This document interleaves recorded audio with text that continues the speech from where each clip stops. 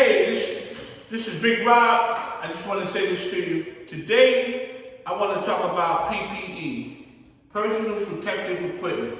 Things that you need in the electrical field that they usually don't tell you about, or they usually give it to you. Some jobs are a great job, they'll give it to you. But in this case, you want to know what a PPE is. A PPE is one for your eyes.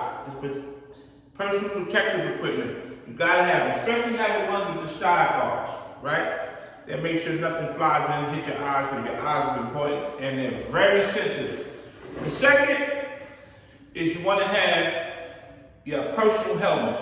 Now they may give you one, but sometimes you want to get one and you decorate it, put your company name, put the football team, all that stuff on it, and you put it in. And the third one is get you some work gloves.